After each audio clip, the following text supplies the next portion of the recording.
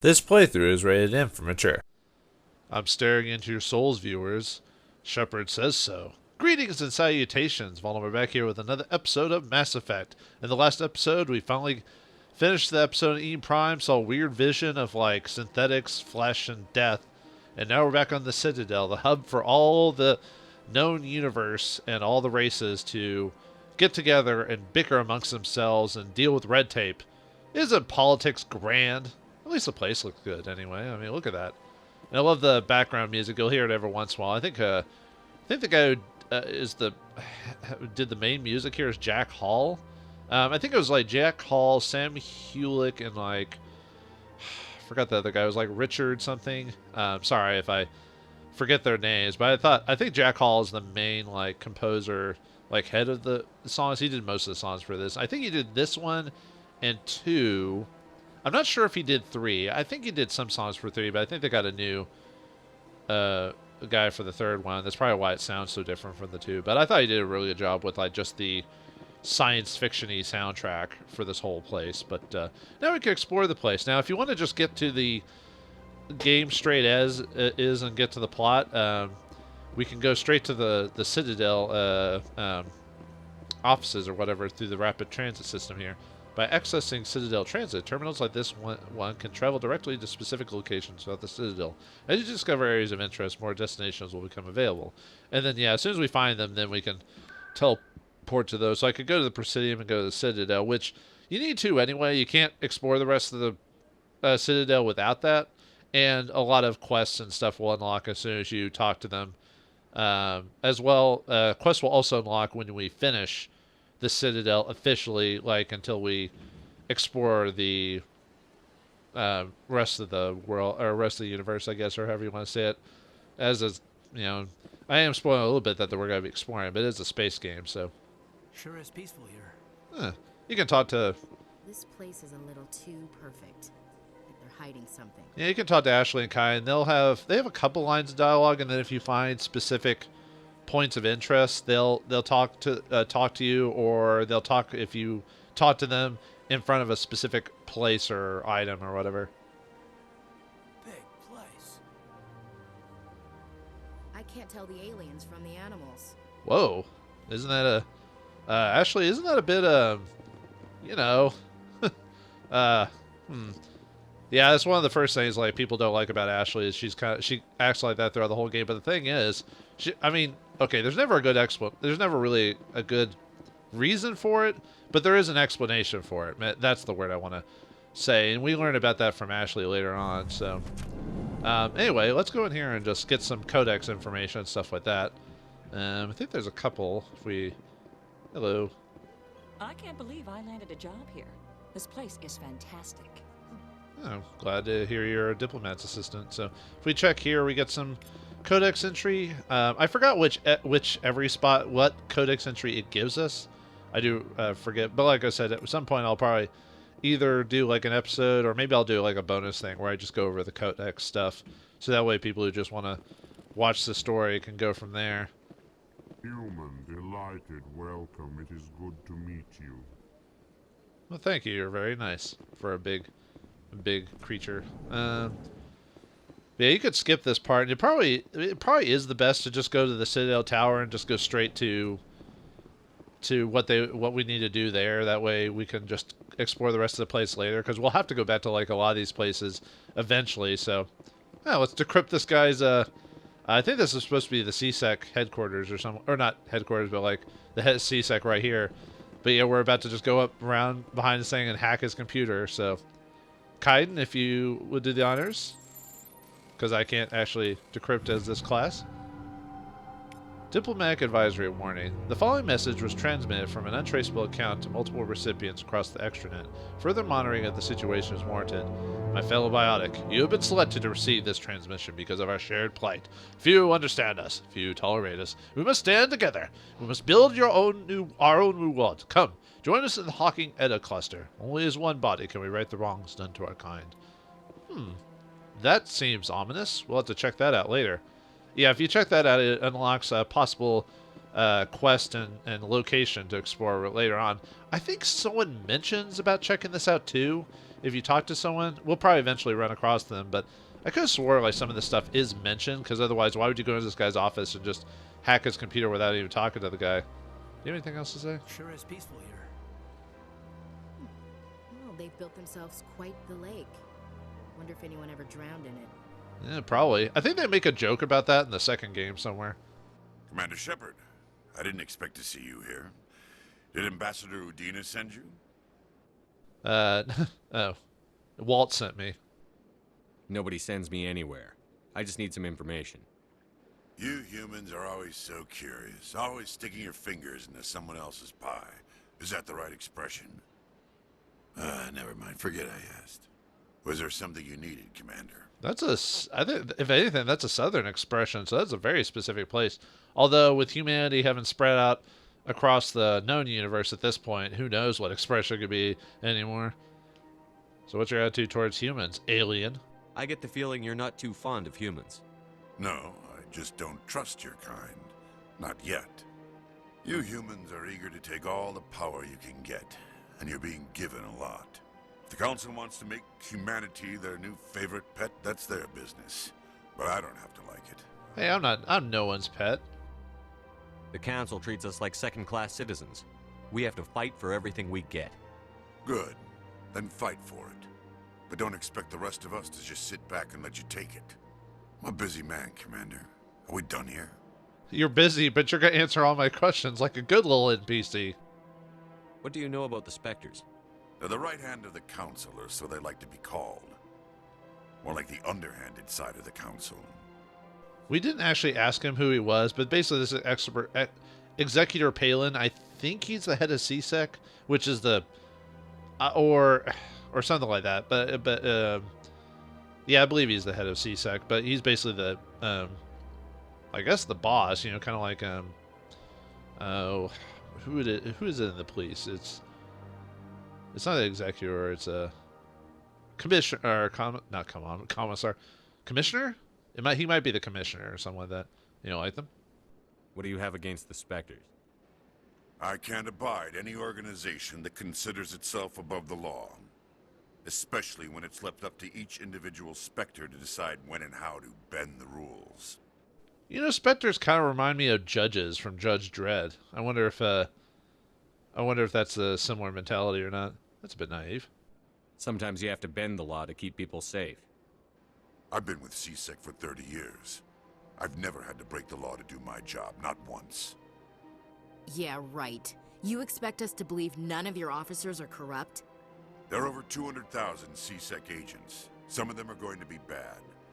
But we don't turn a blind eye to corruption like the Spectres do. We do our best to find and punish any officer who breaks the law. Spectres. They'll never come under that kind of scrutiny.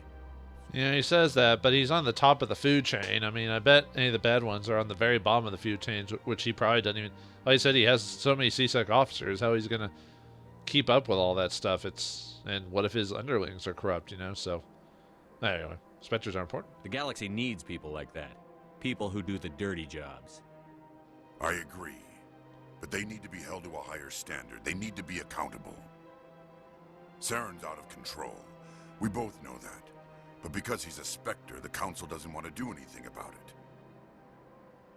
Is that the kind of person this galaxy needs? Well, the whole information about Saren possibly being questionable is already out there. Although I think it's assumed we've already gone to the Council and talked to them about this before this part. But if it gets the job done.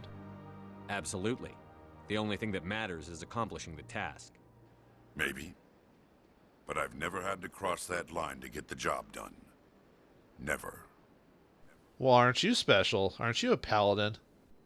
Tell me about CSEC. CSEC provides necessary police and security services throughout the Citadel. We're a civilian government agency, though many of our members have had military training. Of course, as the CSEC representative to the Council, I spend most of my time liaising between the two. You're pretty much a desk jockey at this point. Tell me about your investigation into Saren. Sorry, Commander.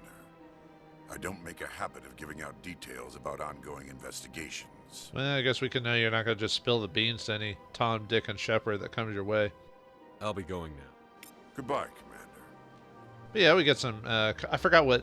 I think it's when you ask about specters is when you get the codec about it. But yeah, talking to him gets a.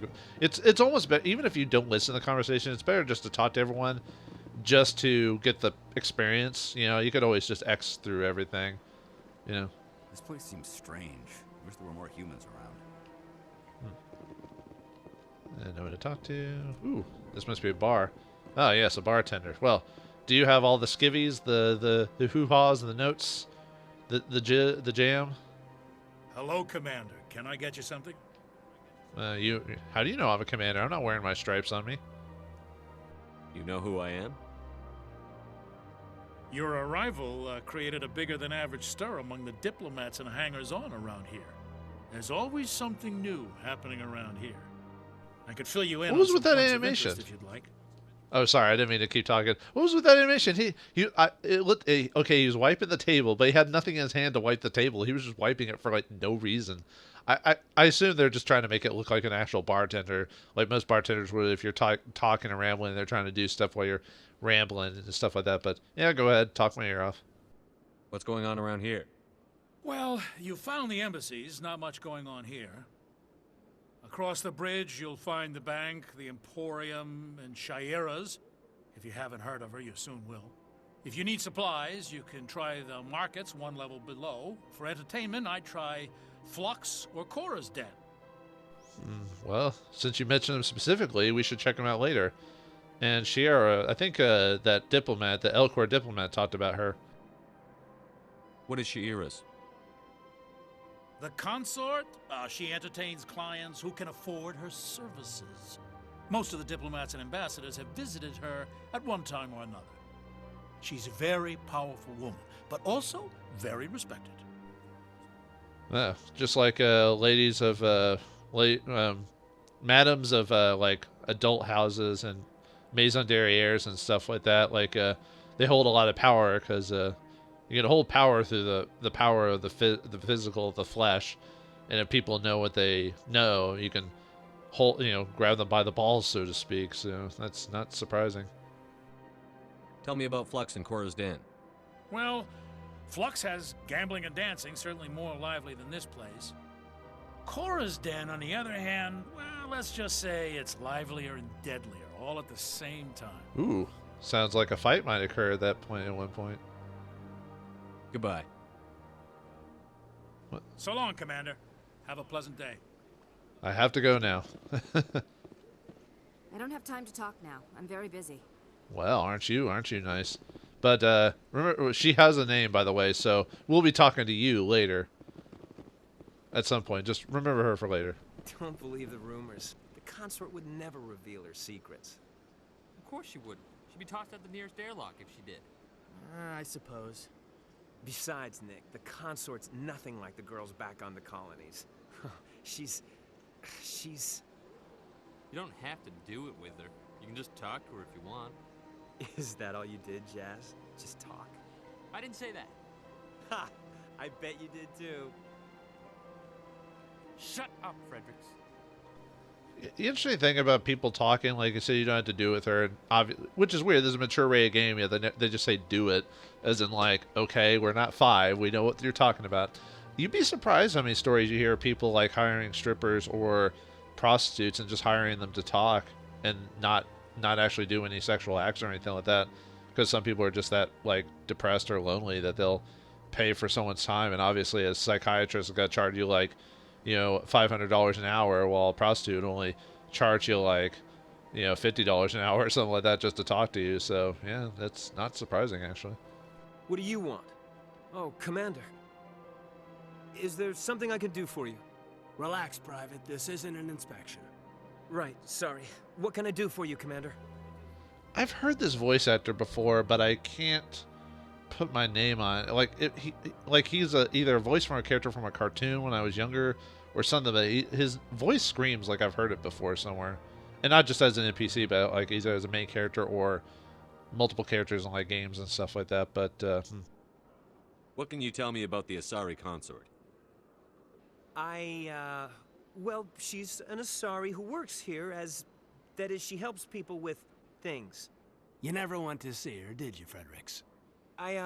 No, I never did. I couldn't afford it. It costs half a year's credits just to go in and talk to her. Man, this lady must be pretty fantastic if she's charging that much. Or she's all show, but what do we know? Can you at least tell me where I can find her? Sure. She's across the bridge from the embassies. Thanks, kid. Have fun. Try not to get into too much trouble. I will. Have fun, that is. Let's see, Ashley's not a cold person either. She like says, you know, don't get in too much fun, soldier, because you know, military people kind of have that like feel about each other, like they know like what they have to go through and everything like that. So they'll make fun of each other, but they understand like the hardships of it. At least from what I understand. Like I said, I'm not a soldier, but I could understand that for the most part. So, but yeah, like I said, if we want to get on with this journey, we could go straight to the oops. Oh yeah, you can check these little things here. It tells you like where to go. CSEC, if you go down here, there's an elevator, but we can't access it because we have to talk to the council before we can go to the wards. Most things don't activate till we talk to the council anyway, but there are a few locations and things we can do now. Like they mentioned Shayera, and that one diplomat mentioned her, so let's go check her out. So see what she has to say. I think we can, any of the stuff, most of the stuff we can do, we can save for much later. There is a no turning back point, which I'll talk about for like quests and certain topics and stuff like that. I've had my office rearranged 5 times now. 5 times? But why? What do they want? How should I know? It's not like Keepers offer an explanation for what they're doing. And yet, everyone just lets them go on doing whatever it is they do. What choice do we have? If you try to stop them, they just shut down and another one replaces it. Just strange that we know so little about them. Not to mention frustrating. Is that a good idea to just let this like random race of creatures just like control and fix and work on the Citadel without even really checking or thinking about it? Well, we'll learn more about the keepers later. There's like a place you can go to where it basically tells you, well, like it talks about the keepers and all that. But I think we got a couple new things now that we've kind of walked around a bit. Not that I'm gonna do anything here yet. So anyway, let's go talk to Shayera, the consort, lovely consort. Welcome. I am Nelina. I don't recognize you as one of our expected clients today. Would you like me to see when the consort will be able to meet with you? Looks like this place is mainly run by Asari. Can't I just go in? I'm afraid not. Yeah, you must understand there are many who seek the consort services. But if you wish to leave your name, she'll make every effort to meet with you.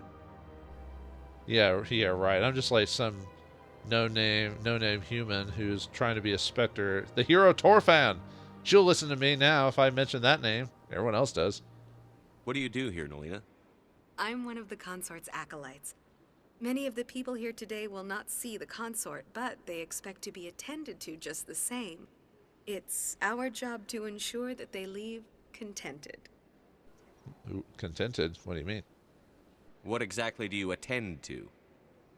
Well, each acolyte has her unique abilities. Some soothe with song, others with conversation. As much as possible, we seek to match the needs of our clients to the skills of our acolytes. My specialty is touch. My fingertips can find every tension point in your body and relieve it.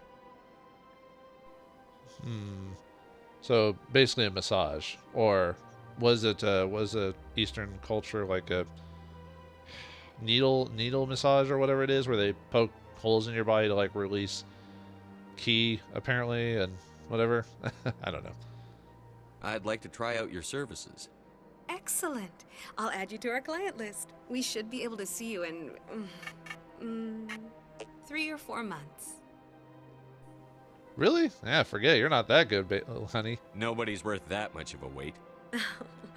Well, that's not for me to judge. I have your name and you'll be contacted. Is there anything else? And then Shepard just jumps at the chance as soon as she calls you. You know, it's like, oh, I mean, I didn't want to meet her that badly. Or What is the consort? What does she do? It's difficult to explain.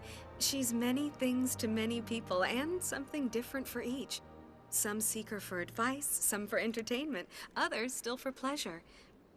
Most of the time, our clients won't realize what they were seeking until after she has provided it for them.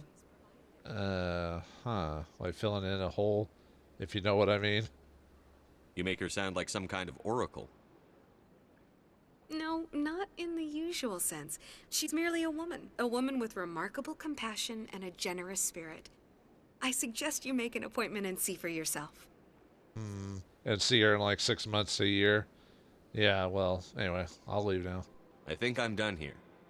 Oh, well, I hope you'll return again in the future. We always enjoy seeing new clients. Nalina. Yes, Shaira? Send the commander up to see me. I wish to speak with him. Yes, of course, mistress.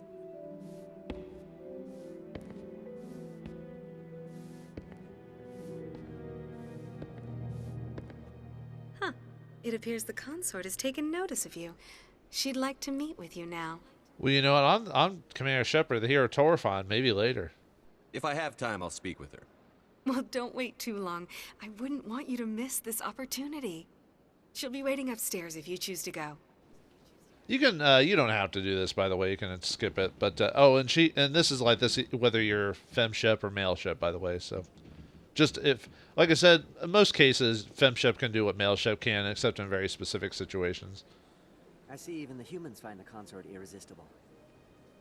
Well, you know, I mean, the Sari are almost designed like, basically like human women, just with like tentacle heads. I mean, who doesn't find that hot? This is my first time. I can't believe I didn't come sooner. I guess he's popping his consort cherry. Welcome. It is a pleasure to see you. We do get variations on Asari looking stuff later on. They're basically many shades of purple, or blue, I mean. So later on in the series, you'll see like purple and light blues and stuff like that. But obviously for generic Asari, we're obviously not going to see all these different tones with them. Oh, I didn't know the human women worked here. You're with the Alliance? My brother's a private back on Earth. Hey, it's Cree Summers, the lady voice. Well, I think that's Cree Summers, the lady voiced like Penny from Inspector Gadget and other such cartoons over the years. I forgot what her most famous role is. I think that's her. That sounds a lot like Cree Summers, but I could be wrong. I mean, why not? You get random lines for this. So, all right, Ashley, Kaiden, I'm gonna. Do you have anything? Actually, I was about to say, do you have anything to actually say about this? This place is a little too perfect. Like they're hiding something. They probably are hiding something. Most big governments are, so. I'm gonna go talk to a hot Asari lady who looks just kind of like everyone else, just slightly different. That is close enough, Commander. I've heard a great many things about you since your arrival here in our Citadel. Yeah, you're an information gatherer. You're that type of lady. Checking on me? I don't like people spying on me. I apologize, Commander. I make it my business to know when important people arrive on the station. Many of them become clients. But that is not why I asked you here. I have a certain problem that could use your expertise. Oh, you didn't like me for my rugged good looks, as it shows a creepy picture of Shepard there. All right, fine. You want me for something. Everyone wants Shepard for something. Get to the point. I have a friend, Septimus, a retired Turian general. I won't discuss the details, but he wanted me to be more than I could be. We had a falling out. Now he spends his days in Korra's den, drinking and spreading lies about me. If you would speak to him as a fellow soldier, I believe he will listen to you and let the matter be. Maybe I'm not into Sorry. Why are you feeling me up like that? She's trying to use her wiles against me. So, I mean, spreading lies about you, but you seem to be so powerful and popular. I mean, most people would probably ignore those lies. What went wrong? What happened between you? I respect his privacy too much to go into the details. If he wishes to tell you what happened, that is his prerogative. Well, I'll see about that. I don't make any promises, but I'll see what I can do. Thank you, Commander. That is all I can ask. Appeal to his sense of honor. Remind him of his position as a general. If you can convince him to stop spreading lies about me, I would be very grateful. You mean money? Money? Now I must ask you to take your leave. I have many clients waiting to see me. I don't see a line forming, so... Oh, wait, no, she goes by appointment. Never mind. You have anything else to say? Please, Commander. I ask that you return to me only after you have spoken with Septimus. You would think with a lady with, like, this much power and influence, you think she would, like, easily could have gotten someone else a long time ago to talk to him, but she did say he was an ex-general, so... And we are the main character of this game, so we have to become the quest monkey. We got to pick up everything. And really, there's no benefit to ignoring a quest. Like, I think if I said no, I think she would have. Oh, what? Don't get me wrong. I've only heard good things about the consort. It's just The unknown forces us out of our comfort zone. It forces us to be vulnerable. exactly. That's just what I was thinking. Good. Then we are ready to begin. Sorry, I didn't want to miss conversations that were happening. Just, you know, just nothing you have to hear, but it just kind of fills out the world and everything like that. So I thought they did a pretty good job in this game doing that for the most part. Without, like, all the exposition you could hear or get is you purposely going to those people to get that exposition. Like the game, well, the game does shove a little exposition, but it's for obvious, like for mission or the main plot. But everything else you can just learn on your own. The heck is that thing? Huh. What do you have to say about that, kind? If you're gonna make a Krogan statue, you might as well make it big, right? Oh, that's a Krogan, huh? Those things are huge. Hard to believe the Krogan were once seen as the saviors of the galaxy. I can see them being the saviors. Look at that size. Oh, or it might be an exaggeration. They look like kind of like a combination between like a, I guess that's a shell on its back or whatever. It kind of looks like a combination between like a beetle and like a lizard or something like that. Well, let's ask this lady about that. Welcome to Presidium Tourism Terminal 3. Here in the financial district, a number of businesses offer various goods and services to their exclusive clientele. The statue you see before you was commissioned to honor the Krogan soldiers who gave their lives to protect Citadel space during the Rachni Wars. In the aftermath of the Krogan Rebellions, several embassies petitioned to have the statue removed. However, this motion was eventually quashed by the Council. I wonder why. So they saved the galaxy a long time ago, and then they decided to rebel against the galaxy. You'd think they would have like kept up the good appearances afterwards. These Krogan seem to be an interesting race indeed. Tell me more about the Krogan Rebellions. In recognition of their efforts during the Rachni Wars, the Krogan were granted several new colony worlds by the Council. Over the next 400 years, the Krogan species began to expand. Blessed with an extremely high birth rate, their numbers began to swell. Faced with a critical overpopulation crisis, the Krogan started a violent colonization of nearby worlds inhabited by other Council species. The Krogan Rebellions had begun. For a full century, the Council and its member species fought to bring the Krogan under control. With the aid of the newly discovered Turian Empire, they were ultimately successful. They had to fight those things for 100 years? I know the universe is big, but I didn't think wars could have lasted. Oh, wait, no. Earth had one like that, like the 100 Years' War between, like, was it the French and British or whatever? I don't remember much about the 100 Years' War, frankly. It's been forever since I studied that, so...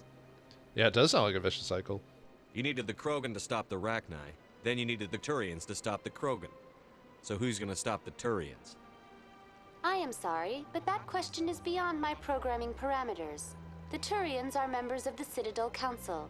They are not a threat to galactic peace. But, I mean, they saved the galaxy, but didn't the Krogan save the galaxy? But, I mean, what do I know? Why did the Council fight so hard to keep the statue? The Krogan were instrumental in saving the galaxy from the Rachni threat. The Council believed this historical fact should not be forgotten.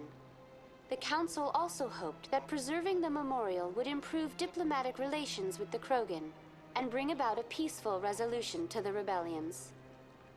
Unfortunately, the Krogan refused to negotiate and only surrendered after their population and homeworlds had been ravaged by the Turians.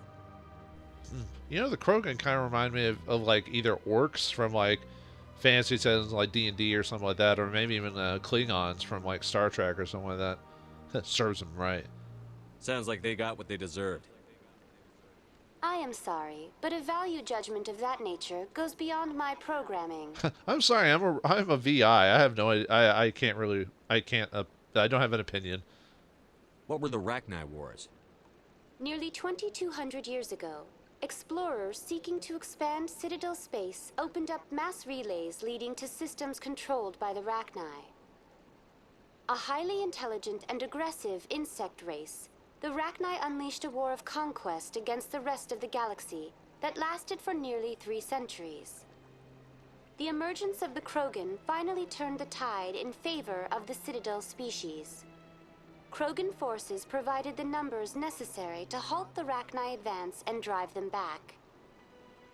The Krogan then pursued their retreating fleets. Able to survive the harsh environments of the Rachni homeworlds, the Krogan hunted their enemy to extinction. Kind of reminds me of the Zerg almost. Was it really necessary to wipe them out? I am sorry, but a value judgment of that nature goes beyond my programming. Well, it's like the life cycle of the universe and everything like that. If the Rachni hadn't died, they would have died eventually, and then something would have replaced it, and yada yada yada. That's all for now. Thank you for using Avina. Huh. Yeah, it's interesting to know how much has occurred before humanity even got here, you know, how many wars or events or whatever. Oh wait, I don't know why I went down here. That was, anyway, sorry about that. Other than that, I think that's it. We can talk to, like, the shopkeep over here, like, what is that thing? Looks like a jellyfish. Ah, human. This one is greatly pleased to see you here in my decadent emporium. If you don't already know what this is, either the Hanar, the like these flying like jellyfish creatures. There's kind of a joke about them later on in the series, which is kind of funny, just the idea of it. But let's talk to him. Who are you? This one's face name is Delaninder, though many in this place simply refer to it as Delan. Please take time to examine the fine goods it has for purchase, all of great worth. Oh, you're a shopkeep, huh? What do you sell? What exactly do you sell? Only the finest and most luxurious items that credits can buy. This one is able to procure almost any item the human would desire, for a price, naturally. Of course, for a price. Why do you refer to yourself as this one and it? For the same reason that humans are so inquisitive. It is part of our culture.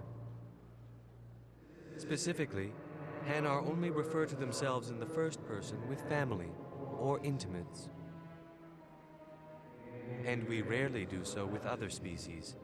It is just our way. I guess that makes sense. You know, like I'm trying to remember what other culture it is where, like, when you respect someone, you call them by their last name, and only when you're friends do you call them by a first name, or, you know, kind of like a nickname, that type of thing. So that makes sense. Who are you? This one's face. Oh, I already asked him about that. Please take time to examine the fine goods. Oh no, I guess we were asked him is all of great worth. Okay, wait. Show me your items. Oh, this one is pleased to do so, human.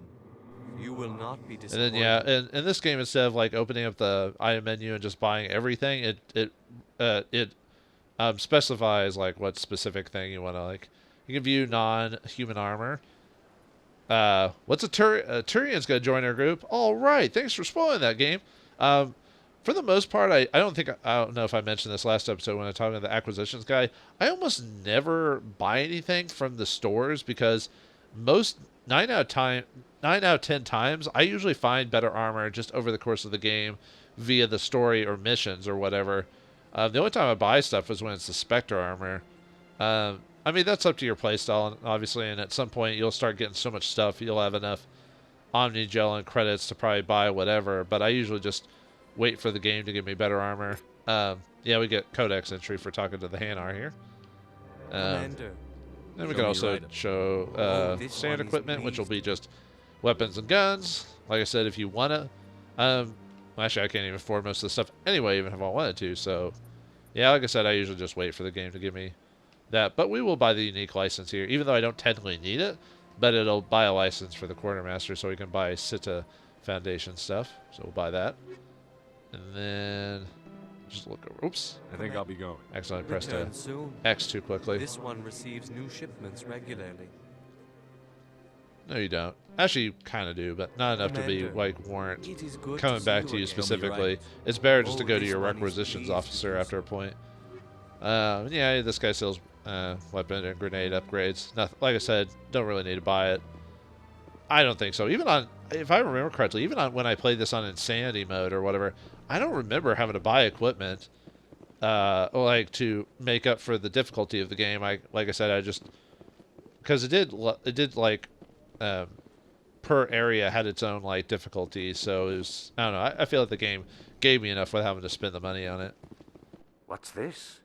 One of the Earth Clan. Ah, a very famous one, yes? You are the one called Shepard. You were at Torfan, correct? You led the final assault against the enemy base, if memory serves. Man, I must be famous because everyone's mentioning me as a commander and as Shepard. Well, you better keep your eyes on Commander Shepard, or however the song goes. Sorry. Are you spying on me? I don't like strangers keeping tabs on me. Forgive me, Earth Clan. My name is Barla Vaughn. My job makes it necessary for me to keep informed. I am a financial advisor to many important clients here on the Citadel.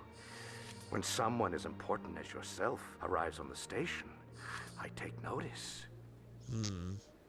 That's, we'll have to keep an eye on you. Tell me more about your job. Galactic finance is incredibly complex. A mix of laws and regulations from dozens of interstellar economies. I'm an expert in how all these economies interact. For a fee, I share my expertise. I also offer premium services for those clients who need someone to conduct business without drawing unwanted attention. Discreet and efficient. That's my motto. So some under-the-table commerce dealings, huh? Sounds pretty shady. Everything I do falls completely within the bounds of interstellar commerce law. Even so, many of my clients would prefer their transactions remain undisclosed. For example, suppose a Hanar ambassador was petitioning the Council to reduce tariffs on Hanar goods. How would it look if he had money invested in a Hanar exporting company? Even if his true motives were to help his people, he would be accused of advancing the petition for his own personal gain. I can keep his personal finances private. Except it is for his own personal gain, though. Still sounds shady to me. Then we can only hope he will never be cursed with a large enough fortune to require my services. Hopefully he won't be cursed with enough money. What's it like living here on the Citadel? The station is without a doubt the greatest wonder in the galaxy. It is a technological marvel, but its true splendor goes much deeper than the hull and engines. From the Presidium to the wards, the entire station is a testament to the success of the Council. All the species of Citadel spaced together in a single strong community. Strong, huh? Yeah, I hope so. Anyway, tell me about the Presidium. What makes the Presidium so special? It is the political center of Citadel space. 80% of all intelligent species in the known galaxy acknowledge the Council's authority on interstellar matters. But only the most powerful and influential species have embassies here on the Presidium. This level of the station is reserved for the elite, Shepard. People like us. Oh, I like the sound of that. Yeah, that's why you don't see like a million people like walking around here. It seems pretty cool, calm, and clean, you know, for the most part, which is odd for a place that's like holds like thousands upon thousands of people in different species. You'd think it'd be a bit more of a mess. What are the wards like? The cultural heart of the galaxy. They pulse with the lifeblood of millions of citizens from dozens of different species. You never know what you'll find down in the wards, Commander. It's always full of surprises. Fortunately, most of them are pleasant. You know the interesting thing about the design of this place, the Citadel. Goodbye. It kind of reminds me of. Oh yeah, you get a codex for talking about him about the economy and stuff like that. But it kind of reminds me of Coruscant from Star Wars. It's such a big planet, but the thing about it is at the top layer you have like the Senate or the government and everything like that. But if you read because I don't think they ever talk about this in the movies, but in the expanded novels and everything, Coruscant's actually like 1,000 levels or something like that. And at the lower levels, the trash gets dumped, gangs run amok and stuff like that. So it's not as clean as the Star Wars universe makes it out to be. Huh. Is that a big Mass Effect relay? What the heck is that doing in the middle of this place? Seems a bit odd. Anyone else hear that low hum? Sounds like it's coming from that statue. Makes my teeth tingle. Maybe your L2 implant's acting up, Caden. Art doesn't normally do much for me, but that relay statue, I like. Yeah, I guess it looks cool, I guess. Alright, well anyway. Let's get to the tower. But one more thing before we actually enter the seat of Citadel government. Bug thing over there. What's it doing? Please do not disturb the keepers. That's where we find out what it's actual. Well, I mean, we found out their names were keepers earlier, but this is how you're probably especially because you can teleport.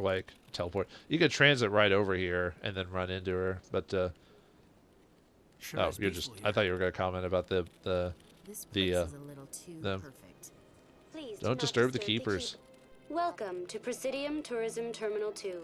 You are standing near the base of the Citadel Tower, one of the Presidium's most recognizable and important structures.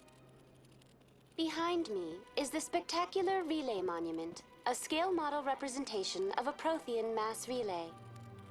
To your left is one of the Keepers, the enigmatic caretakers of the Citadel, working on a control panel. You may see Keepers involved in various tasks throughout all levels of the Citadel. We ask that you do not interfere with them in any way. The Keepers are essential to the smooth operation of the Citadel. Obstructing their daily work will result in harsh penalties, including incarceration and rehabilitation. Rehabilitation? Don't touch bug things. I mean, I think I'd be worried about teenagers and kids more than adults, but you'd be surprised how pokey adults can be. Tell me about the Relay Monument. Discovered by the Asari who first arrived at the Citadel, the Relay Monument is one of the station's most interesting and controversial features. What is the meaning behind this striking piece of art? Is it a tribute to Prothean vanity? A reminder of their conquest of the galaxy through mass relay technology? Or perhaps it is a symbol of unity, a Prothean acknowledgement that the relays would eventually lead other species here to the Citadel. No one can say for sure, making the Relay Monument a favorite topic of discussion among academics and scholars. Yeah, it looks too real to be art, but what do I know about art, right, folks? Tell me about the Citadel Tower. Housing both the council chambers and Citadel control, the tower is one of the most important buildings on the station. Access to these areas is restricted to those with the appropriate clearance. Impressive. It's almost like to show a form of force or power or something like that. What happens in Citadel Control? Citadel Control handles all incoming and outbound transit. Every ship within 2,000 kilometers of the Citadel is under the jurisdiction of Citadel Control. At peak capacity, they are responsible for monitoring upwards of 1,000 vessels. Wow. I wonder how many people work at Citadel Control, so they've got to have like a lot of people working on that. What happens in Citadel Control? Click on that again. Whoops. At peak capacity, they are responsible for monitoring... I'd like to hear more about the council chambers. The business of the Council, which often has far-reaching effects on the galactic community, is conducted in a room at the apex of the Citadel Tower. The Council chambers themselves are truly a magnificent sight to behold, though few get to experience the view in person. Typically, only the councilors, ambassadors, and high-ranking officials, along with various support staff, are allowed access. Yeah, like I said, they're supposed to be the seat of government for all these species, but only the select few. What if someone has business with the council? The average citizen must go through the proper channels if they wish an audience with the council. This is usually arranged through their respective ambassadors. Even then, few are given access to the actual council chambers. In most cases, the ambassador acts on behalf of the citizen. Well, that'd be too crazy if everyone talked. They always have to have a representative, you know. Then the numbers a bit. I'm scheduled to have an audience with the council. Only a handful of visitors to the Citadel are ever granted that privilege. I would be jealous, but that is outside the scope of my programming. I would be jealous if I had human emotions. I'd like to know more about the Keepers. Little is known about these peaceful servants of the Citadel, though they are essential to the operation and maintenance of the entire station. Citadel regulations protect the Keepers against interference during the performance of their tasks. Failure to comply will result in harsh penalties. Keepers can be seen in all sections of the Citadel, but are typically found in and around the tower. So they've been here the whole time? That's a bit odd.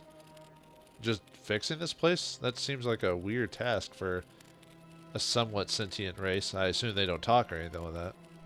Any particular reason there are so many Keepers in this area?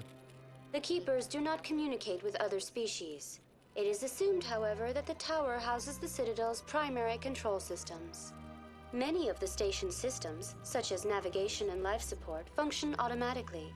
It is believed the Keepers operate those systems from inside the tower's inaccessible core.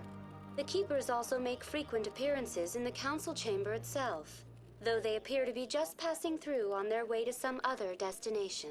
Just passing through, just passing through. That's all for now. Thank you for using Avena.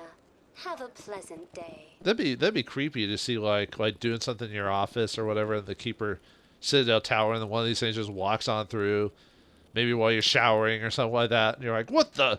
And he's like, just passing through. You look good, huh? And you're like, ah! Especially if you're not a fan of bugs, which I'm fine with bugs. Anyway, you want to hear something great, viewers? Just go with just go with this elevator here. And yes, we're gonna go with the whole elevator. It's gonna start.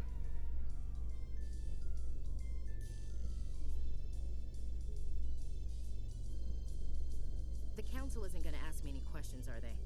I doubt it. We've made our reports. Now we just have to trust Ambassador Udina. No, we don't, sir. You guys hear the elevator music? But yeah, we have to. This is a way. I think I talked about this last episode, but this is a way for the game designers to have load times, is having the elevators here and playing the elevator music, and you actually get conversations out of some of the characters depending on. I think it depends on which characters there are and at what time of the story it is. I think each character group has I think they have a couple lines. I don't know if they have too many, but I think it's like 2 or 3 different lines of dialogue together. And like I said, I think it's based on when you talk to them. What are those, cherry trees? There's no trees here, Ashley. I like that fountain. It's very soothing. Oh, well, you're a simple man, Kaiden. I like you for that. Yeah, Kaiden kind of gets the shaft when it comes to Mass Effect characters. He's not even on the box art for this game, for God's sakes. If you look at at least the original game, the front and the back, he's like the only character that's not shown. I feel so bad for him, you know, because most people tend to anyway, let's just continue on. Saren's hiding something. Give me more time. Stall them. Stall the council? Don't be ridiculous. Your investigation is over, Garrus.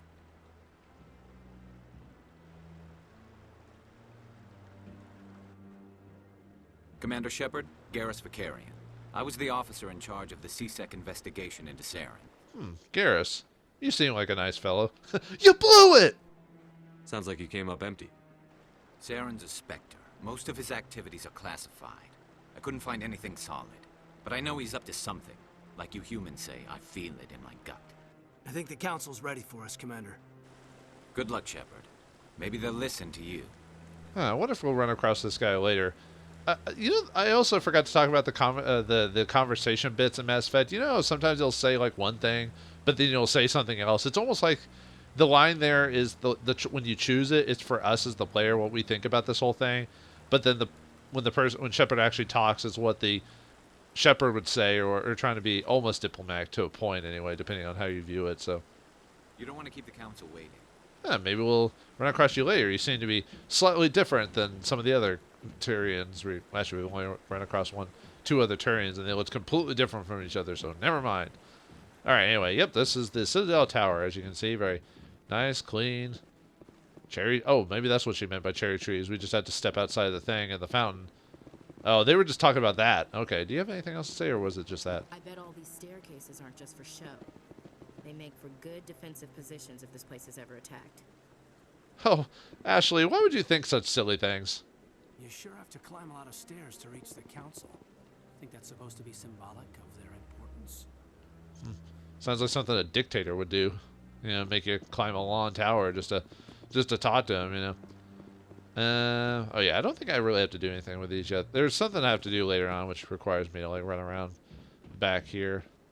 You know, I unfortunately do this out of habit, even though I know what I have to do, but I can't help but like explore outside the area, even though it's like, but we don't need to do that yet. I'm like, oh man. But yeah, let's just get to it. Like I said, as soon as we talk to the council, I think I'll have a rear admiral, huh? No, I'm waiting to speak with one of the councilor's assistants. Rear admiral. Commander. Yeah, we can talk to him. I think it's after we talk with the council, I think. But, or it's after another event. One of the two. Yep, now that we've been here, we can now, yeah, we can now go to all the districts now, so that'll be easier for when we need to do side quests and stuff like that. We can just teleport to. I keep saying teleport, transport, or, you know, yeah, transport to each of these locations, so that'll make it easier for last time. I think one of the few issues I have with this game is I kind of wish we could run faster. Because as nice as this game is, there is a lot of like dead areas, like when it comes to like exploring and stuff like that. Yeah, I don't think I have to explore the rest of that. Because like I said, most of the stuff unlocks when we talk to the council, so. Okay. Just making sure. Alright, let's go see the council. Let's go see the most important people in the galaxy. Hey, Anderson. The hearing's already started. Come on.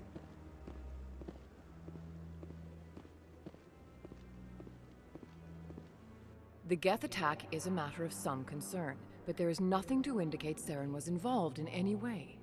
The investigation by Citadel Security turned up no evidence to support your charge of treason. An eyewitness saw him kill Nihilus in cold blood. We've read the Eden Prime reports, Ambassador. The testimony of one traumatized dock worker is hardly compelling proof. I resent these accusations. Nihilus was a fellow Spectre and a friend. That just let you catch him off guard. Captain Anderson, you always seem to be involved when humanity makes false charges against me. And this must be your protege, Commander Shepard.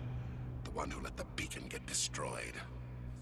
I didn't. It destroyed on its own terms. I didn't touch it. I wasn't going to destroy it yet.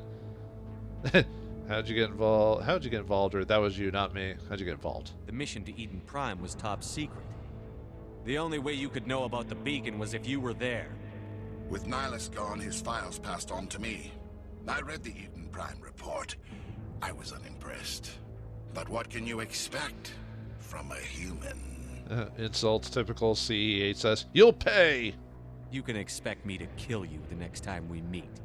Your species needs to learn its place, Shepard. You're not ready to join the Council.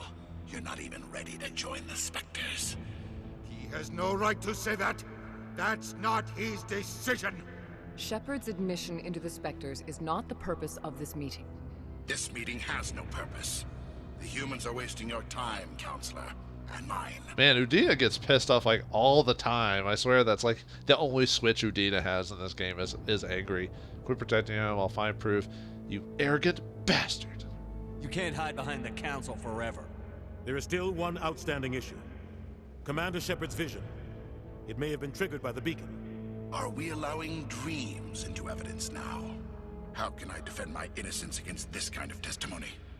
I agree.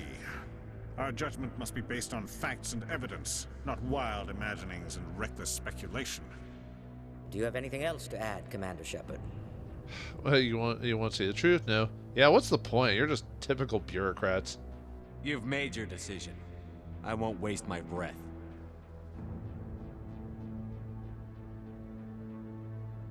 The Council has found no evidence of any connection between Saren and the Geth. Ambassador, your petition to have him disbarred from the Spectres is denied. I'm glad to see justice was served. This meeting is adjourned.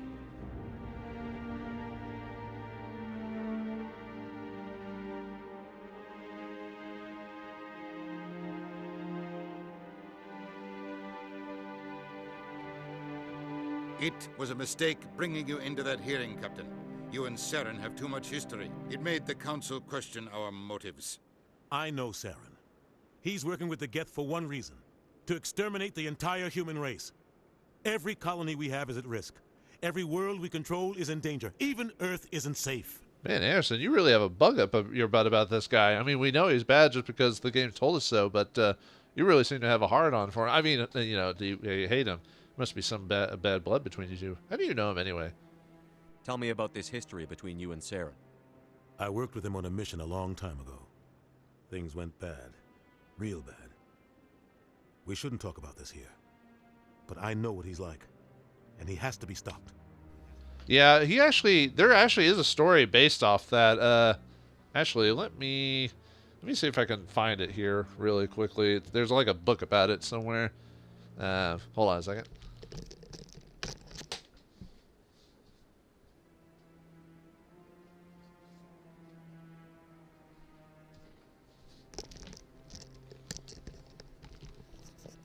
Sorry about that. I should have planned this ahead of time, so sorry about the noise there.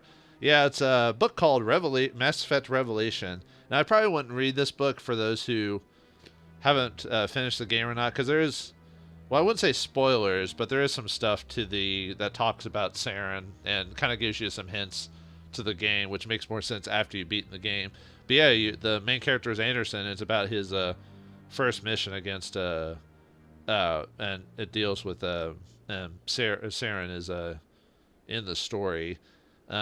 He also talks about, I think right before you leave the Citadel, after the first section of the game, I think he also talks about this mission as well. But yeah, if you want to read, the book's not bad. It's written by the guy who wrote the main story for the first and second Mass Effect, Drew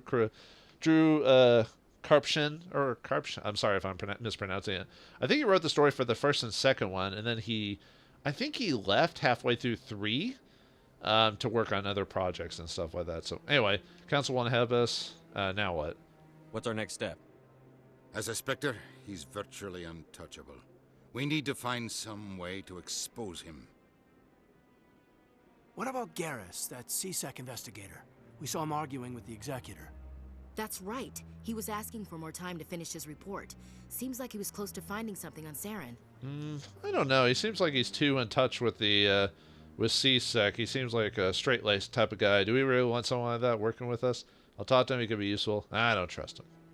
He's a Turian. I don't want him on our side. Not all Turians are like Saren. If he can help, we need to find him. I have a contact in C-Sec who can help us track Garrus down.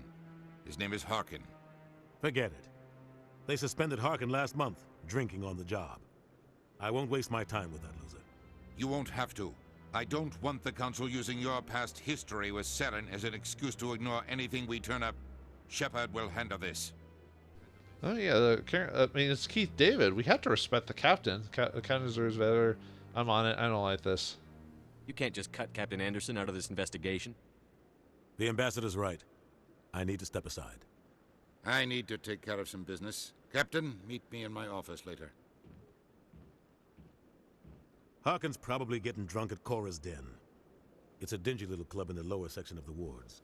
Well, you gotta respect Captain Anderson. He's not like, I mean, even Chakwa said he's got a cool head. He knows like when to, well, except when talking with Saren apparently, but he knows when to like step off for a bit and like let cooler heads prevail. So you gotta respect him about that. Any other leads? Maybe there's another way to find evidence against Saren. You should talk to Barla Vaughn over in the financial district. Rumor has it he's an agent for the Shadow Broker. The Shadow Broker? An information dealer. Buys and sells secrets to the highest bidder. I've heard Barla Vaughn's one of the top representatives. He might know something about Saren, but his information won't come cheap. The Shadow Broker? Interesting enough, a little more about, well, other than obviously what we know in this game, we'll know a bit more about him in the second game. What about you and Saren? You and Saren have a history. What happened? About 20 years ago, I was part of a mission in the Skillian Verge. I was working with Saren to find and remove a known terrorist threat. Saren eliminated his target, but a lot of people died along the way, innocent people. And the official records just covered it all up. But I saw how he operates. No conscience, no hesitation. He'd kill 1,000 innocent civilians to end a war without a second thought. Okay. For some reason, I thought Anderson talked about this later. Maybe you can ask him about it again. Maybe that's what I'm remembering from it. He is a monster. So would I. Sometimes 1,000 people must die so 1,000,000 can live. But only if there's no other way. Saren doesn't even look for another option. He's twisted, broken. He likes the violence, the killing. And he knows how to cover his tracks. Yeah, let's see what happens if you say he's a monster. Killing innocents doesn't end wars. It causes them. I know how the world works, Commander. Sometimes you're forced to make unpleasant decisions. But only if there's no other way. Saren doesn't even I do like he doesn't, like, when you say no killing, he's like, Anderson's a soldier. He knows that, like, sometimes killing is necessary. It's just at what extreme do you do it? Do you know when to stop? That type of thing. So, tell me more about the Shadow Broker. He's a necessary evil of galactic politics. Buying and selling information is a part of the game, and the Shadow Broker just happens to be the best player on the field. Always sells to the highest bidder. Doesn't get involved in politics. Doesn't pick sides. A simple system, but it works. He's not a threat to anyone, not directly. He's just a resource we can use, or she is. Or maybe they are. Nobody really knows. True. With all the people in the world, who knows? We were asking about that. Our ambassador doesn't seem to get along with the Council. He's just frustrated. The Council's always preaching that we need to be part of the galactic community. But for them, it's a one-way street. They want us to expand and settle unstable regions like the Skillian Verge and the Attican Traverse. But when we run into trouble, they don't want to help us out. Everyone knows it's only a matter of time until we get a seat on the Council. The ambassador just thinks it should happen sooner rather than later. And I agree.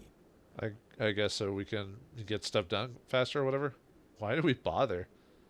Who cares if we get a seat on the Council? What's the big deal? If the Council passes a ruling on an interstellar matter, we have to follow it. We don't have the fleets or political allies to defy them. Once we get a seat on the Council, we'll be able to influence those rulings, protect our own interests. No more jumping through hoops whenever we want something. Take this mess we're in now. If humanity had a seat on the Council, we'd just send the Citadel fleet out to take care of Saren and his Geth. Problem solved. Oh man, it'd be a lot more efficient. I guess sometimes having power is awesome. Maybe they'd let us join the Council if we were more willing to cooperate with the other species. Of course they would. If we did everything they told us to, they'd love to have us on the Council. But it wouldn't be much of a deal for us. I understand their side. They don't want us dominating the Council. It's founded on cooperation and alliances. But we have to look out for our own interests too. Yeah, like I said, this is why I like Captain Anderson. He's not like in some games where Anderson probably would represent the pure good, this is what we always have to do, and then Udina would like represent like the other half or you know, politics, like he's like, oh, I'm a good politician or whatever, and then Udina's like, I do everything, I have to follow all the rules and everything, or whatever explanation. But no, he's like, no, he's kind of more in the middle of the road. He understands like what needs to be done, but not too much, and then sometimes you need action or efficiency to get to boost things, to get things done faster, stuff like that. You don't think much of Harkin. The guy joined CSEC about 20 years ago. He's been an embarrassment to our species ever since. Roughing up suspects in custody, bribery accusations, alcohol and drug use. The embassy used to step in when he got in trouble. But I guess enough was enough.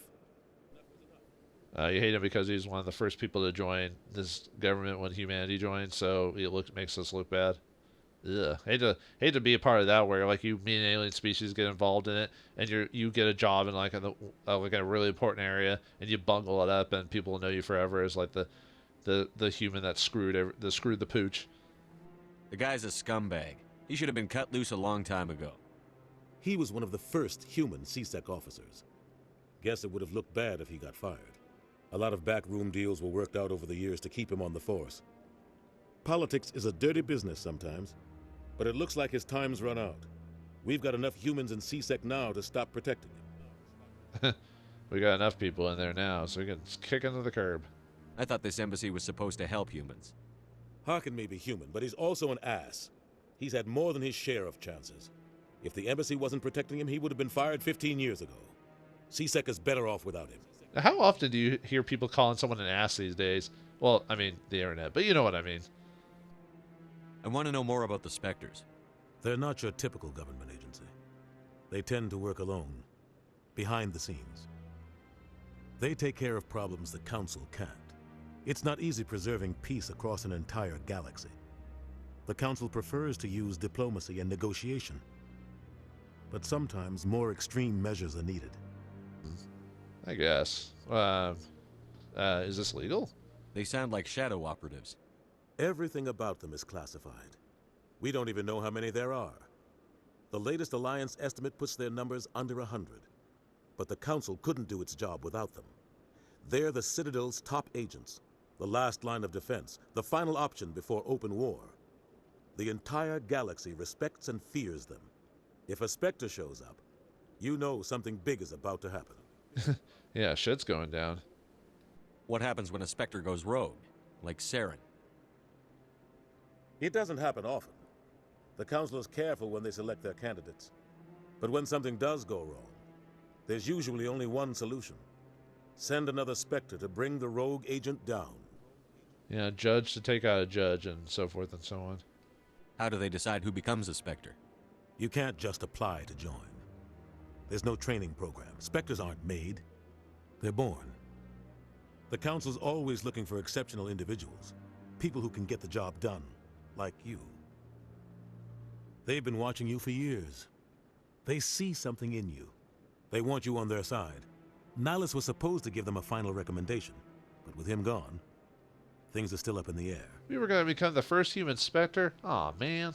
What was it? What did he say about, like, hold on. How do they decide who becomes? You can't just apply to join. They're born? What? The Council's always... I mean, what type of mentality is that like for groups? Like, you had to be born awesome. Well, that defeats the whole training. Sorry, Lee from Naruto. You could never train to become a Spectre. Or any other thing or whatever. What's their command structure like? There is no command structure. Each Spectre answers directly to the Council. Sometimes they're sent on specific missions. Other times, they act on their own. They tend to operate outside the law, do whatever it takes to accomplish their goals. The Council just turns a blind eye. Spectres have a lot of power, Shepard. You know, they talk about, actually they mentioned earlier about, they talked about earlier how the Spectres are under 100. You think at some point we would have run across a good deal of them, but as far as I'm aware of, we don't want to run across, let's see, Saren, Nihilus. There's a Solarian one we ran across at one point. I forgot what game that, it's either the second or third game we ran across a Solarian Spectre. Trying to remember how many. I think maybe we talked to another one at some point. Yeah, we only talked to like 4 or 5 of them, I think, over the course of the whole series. There might be some books or stuff like that where there were more mentioned, but yeah, like you think we would have run across more of them like later on in the series, just because of how exceptional they are. But I think we run across a few in the final game, the third game too. But anyway, I just think that's interesting and odd at the same time. Tell me about Barlavon. He specializes in moving large sums of money without leaving a paper trail. A financial genius, doesn't do anything illegal, but he knows all the loopholes. He's got an impressive client list. Ambassadors, diplomats, Spectres. That's probably why the Shadow Broker uses him. Yeah, well, he does keep his his information and clients confidential. I should go. Good luck, Shepard. I'll be over in the ambassador's office if you need anything else. I like how people just walk away. They always walk away the same, like they're exiting stage left or something like that. Or no, that'd be stage... No, that is stage left. Stage left, even. But, yeah, that's it. So, the Council has disregarded our efforts to put Saren to... Oh. What are you talking about, Ashley? So, this is where the Council passes judgment on all us little folk, huh? Ever get the feeling we're in over our heads, Commander? Maybe a little. This is it. The very heart of the Citadel. The pinnacle of galactic power. Kind of makes your head spin if you think about it too much. If you care about that stuff anyway. I bet all Okay, they're just repeating their dialogue. But yeah, I like how, like I said, if any of them say huh, or a character says huh or what, or that's interesting or something like that, then there's something that they have to say, or if you talk to them. Because, like, the only time, like, most times you have to actively talk to the characters, otherwise they won't start full conversations, like in Dragon Age or something like that. When you walk across the point, you have to actually interact with them. In later games, they, keep a note of that keeper over there. In later games, I think they have more conversations while you're walking around. But anyway, yeah, the Council has disregarded all our efforts to put Saren down, so we're going to have to make our own efforts to put... That guy's up to something. What guy? The one over by the keeper. Yeah.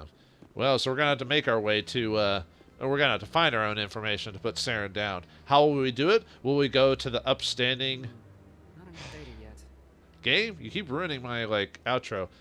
Are we going to go to the upstanding Garrus who's, like, trying to take down Saren from the bottom to restore, or, you know, take him out and restore some semblance of organization to the Spectres? It's just standing there.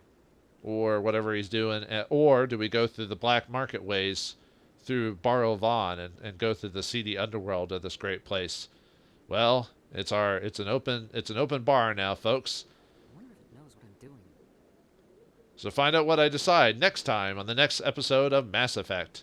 Thanks for watching, hope you enjoyed, and I'll see you next time.